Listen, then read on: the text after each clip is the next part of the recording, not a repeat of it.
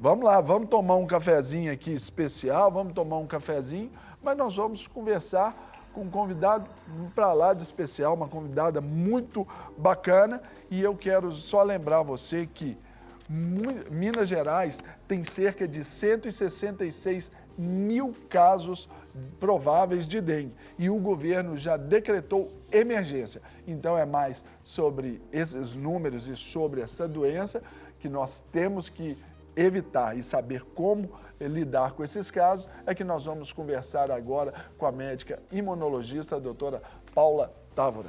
Doutora Paula, bom dia! Seja bem-vinda. Como vai, senhora? Tudo bem? Fique à vontade, pode ficar. Obrigada. Isso, vamos tomar um cafezinho aqui, né, doutora? Doutora, falar aí sobre a dengue, esses 166 mil casos, isso é um número absurdo, né? Principalmente considerando esse tempo de início de ano, ainda mais comparado ao que tivemos no ano passado. Nós estamos agora já comemorando aí pelo 3º ano consecutivo. Deixa eu fazer uma pausa aqui. A senhora aceita um cafezinho, um suco? Um café. Então, a senhora pode falar, eu vou servir para a doutora Paula aqui, eu vou fazer igual aprendi aqui no programa da semana retrasada, passar pelo lado esquerdo. Tem que fazer a coisa, fazer de forma chique, né? Claro. Isso. E um cafezinho para animar amanhã, né? Verdade. Mas é uma situação que a gente tem realmente que lamentar, mas está realmente fora de controle. Mas pelo 4º ano consecutivo a gente enfrenta esse desafio com o vírus da dengue. É um vírus que tem 4 tipos, né, no nosso meio, e ele vem nos surpreendendo. Cada ano ele se apresenta com um tipo diferente. E agora nós estamos aí com a epidemia do tipo 2, né, do vírus da dengue. Mas esse vírus, para ele fazer todo esse estrago, ele precisa de um portador, que um vetor, um hospedeiro, que é o mosquito. O Aedes aegypti, um mosquitinho chato, esse mosquitinho endemoniado, não é possível. Infelizmente, ele tem a possibilidade de, no indivíduo doente, ele picar e transmitir para outro. Mas a gente tem também que pensar que nós estamos num momento em que a gente tem várias viroses, várias doenças acontecendo. E a dengue tomou uma proporção que agora qualquer febre a gente é obrigado a excluir a possibilidade de dengue, né? Então, qualquer síndrome febril aguda, é necessário que a gente faça uma investigação e pelo menos elimine a possibilidade. De dengue. Isso aí eu vivi até essa semana, estou voltando hoje, porque essa semana eu estava com a dengue aí, né? Aí as manchas pelo corpo aqui, ó. Então, ainda aí, tem jeito aqui, fininho, de fechar aqui, ó. Olha só, exantema, não é isso que chama? Isso mesmo, é um racho cutâneo que a gente fala. Tá vendo, ó? E isso ainda tá muito melhor do que estava no domingo, segunda, especialmente. Você teve os sintomas clássicos? Não tive. Aí é que eu quero até perguntar para a senhora. Também existe essa variação aí de pessoa para pessoa, organismo para organismo? A gente está realmente sendo surpreendido por diferentes formas de apresentação. E a maioria dos casos estão se apresentando de forma branda. Então, às vezes, a pessoa não se atenta que possa ser. E o que a gente gostaria de alertar a população é da percepção, da mudança dos sinais e dos sintomas da doença, para que algumas medidas sejam tomadas em caráter não emergencial, mas em tempo de corrigir.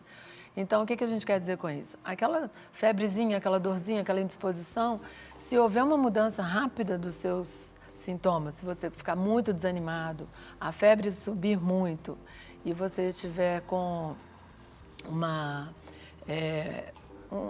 evidência de uma desidratação e se você tiver outras doenças associadas, né, como diabetes, uma hipertensão, a gente tem uma preocupação imensa que essas pessoas devem procurar um serviço para uma reidratação venosa. Os casos mais brandos a gente consegue resolver em casa, né, com uma hidratação oral. Eu, por exemplo, até porque aqui, né, felizmente eu digo isso aqui de carteirinha, pelo fato de a gente tratar desse assunto aqui no nosso programa, e a gente sempre está falando, eu já fiz entrevistas aqui, dedicamos o programa de um dia inteiro falando sobre a dengue. Na sexta-feira passada, quando eu cheguei do programa, cheguei assim com aquele mal-estar e tudo, eu até achei que fosse pela questão do ar-condicionado e tudo, mas eu cheguei em casa, estava já meio baqueado, assim. Aí eu pensei, não, se for alguma coisa nesse sentido, deixa eu tomar. Se for gripe, eu vou hidratar. Se não for uma gripe chegando, se for tal de dengue, eu vou me hidratar também. E fui para dentro. Aí tomando ali isotônico, não tem nenhuma contraindicação ao isotônico, então isotônico, água, sucos ali direto. De sábado para domingo, de sexta para sábado, que eu tive ali uma diarreia, tive ali a febre. Enjoo, você teve? Enjoo eu tive mais esses dias aí, um pouquinho assim. Perda do apetite? Não tive perda do apetite. Eu até falei sobre isso aí né, sobre a fome e a na sede. devocional, né? Mas é exatamente por isso, porque eu não tive esses sintomas, por exemplo, aquelas dores horríveis que todo mundo falou, parecendo que foi atropelado, voltou, atropelou de novo. Não, eu não tive. Isso parece que são as características do tipo 2, porque quando a gente teve o surto epidêmico por tipo 4 e tipo 1, os sintomas eram bem mais exacerbados. Nós estamos com uma preocupação grande porque ela está se apresentando, às vezes, de forma branda e a evolução para complicações, ela está muito pouco incidente, graças a Deus, mas ela está surpreendendo. Então, infelizmente, nós já tivemos, inclusive, alguns óbitos, né, em decorrência da dengue. Mas é uma virose que a gente tem duas preocupações, porque nós temos a influência do meio ambiente e temos influência do nosso comportamento também, né?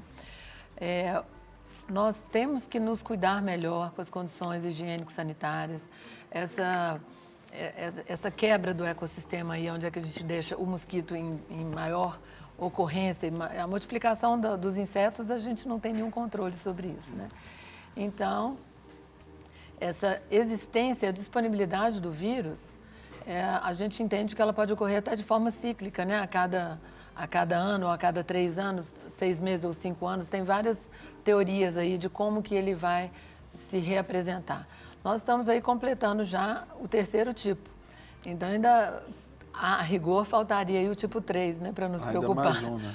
Mas quem é acometido pela virose, fica imune àquele tipo, mas continua sendo susceptível aos outros, né? Então, a gente tem essa preocupação, que é uma doença de difícil controle. Né? Então, para a gente observar esses números aí, para a gente dar ideia ao nosso telespectador e essa educação que a gente precisa dar, em 2019, olha só esse número que está aí na sua tela. Em 2019, Minas Gerais registrou até o momento 165.853 casos prováveis de dengue e 21 óbitos, ou seja, a fonte Secretaria de Estado de Saúde, Minas Gerais.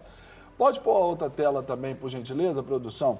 Nós vamos falar que Minas registra, então, até o momento, 1.414 casos prováveis da febre chikungunya e ainda, por chikungunya, ainda não houve levantamento, né, o apontamento de óbitos, ok? E ainda sobre o Zika, né? Minas Gerais registrou até o momento 497 casos prováveis de Zika e não houve apontamentos também de óbito. O problema mesmo ali é a dengue, né, doutor? A gente tem... O vetor é o mesmo? O vetor é o mesmo. As viroses são parecidas, embora os sintomas possam variar um pouco, né? Mas o que realmente está ocorrendo no nosso município hoje, na nossa região aqui em Minas, é o vírus da dengue tipo 2. Existem formas da gente esclarecer isso, não identificando necessariamente o mosquito, mas é uma doença de notificação compulsória, então é preciso que a população procure uma assistência médica e realize alguns testes, né, que a gente pode ter para elucidar essa possibilidade. Eu fui procurar, porque como os sintomas estavam bem brandos para mim, eu fui procurar ao serviço médico exatamente para tirar a prova dos 9 e para evitar qualquer coisa em termos de decorrência, coisa que talvez fosse assim mais silenciosa. Sim. Né, que foi o que a senhora falou, né? De repente pode mudar de uma hora para outra. Exatamente. Então a gente esclarece e orienta a população que com 2 a 3 dias de sintomas, existe um teste que a gente pode pesquisar o antígeno do vírus. Até um teste rápido. E 5 dias depois dos sintomas, o que é muito difícil a pessoa esperar, né? Porque você está com 5 dias sintomático para esperar para fazer um teste, mas seria o teste mais adequado para definir doença mesmo. E aí a gente confirma a presença do vírus num teste na ponta do dedo, uma gotinha de sangue, em que a gente confirma essa presença ou ausência da virose. E sendo o dengue, as medidas de tratamento de suporte, porque não existe um tratamento específico. A chikungunya e a zika são outros vírus que estão também em processo de investigação, mas que bom que a gente não está tendo uma confirmação muito ampla do vírus da zika. Parece que a zika está controlada. Mas a chikungunya vem aí nos confundindo também com os sintomas e a disponibilidade. Para a chikungunya também temos testes rápidos para poder elucidar essa possibilidade, né? E a gente faz aquele alerta, né, doutora Paula, sobre a questão do cuidado, porque não tem outra forma de cuidar da doença se a gente não combater o vetor ali, que é o próprio mosquito. E eu vejo assim, ainda mais, né, por exemplo, no meu caso, eu tenho uma situação que eu vejo assim, da janela da minha casa, um determinado lote, sei que já fizemos denúncias e tudo, mas está lá. E eu vejo como um foco gigante ali de mosquitos, né? Sim. E isso contribui de uma forma absurda para esse número aí tão grande. E a gente vê o serviço de saúde sobrecarregado, então não adianta reclamar se está bom, se está ruim, está sobrecarregado, está todo mundo. Então, o principal ponto mesmo é a educação, né, da população. Das condições higiênicas mesmo, porque é um mosquito também que gosta de água limpa, né? Não somente de água, né? Ele é oportunista e está bem disponível, ele está em números excessivos e a gente tem as questões do meio ambiente que influenciam muito, mas o nosso comportamento. A gente tem, sim, que cuidar daquele vasinho em casa, aquela percepção que você tem do seu vizinho ou da rua que você mora. E a gente não tem outra forma de não ser fazendo denúncias ou ligações para a prefeitura, para o meio ambiente, para que a gente possa ter o auxílio, né, do Departamento de Zoonoses, para que a gente possa também ter algum controle. Mas a sobrecarga muito grande, a sobrecarga está muito grande. Não, eu tive ali, eu fui vendo ali, eu fui na rede particular e também na pública. Da particular, eu não fiquei. Você não ficou? Não fiquei, porque já estava muito, muito, muito cheio, com previsão de até 7 horas para ser atendido. Nossa. Isso na rede particular. Aí eu fui no posto de saúde perto da minha casa, foi tudo muito mais rápido.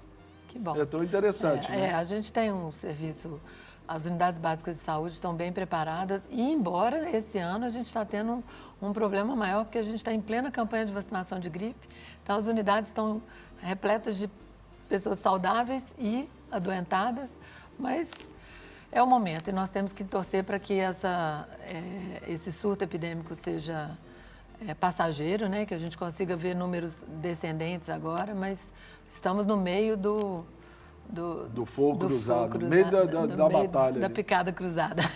Muito bom. Não quer ficar um segundo por fora da nossa programação? Agora você pode nos acompanhar através das plataformas digitais. Não perca tempo. Acesse, curta e siga-nos. Fique por dentro de tudo o que acontece por aqui. Rede Super, inspirando você.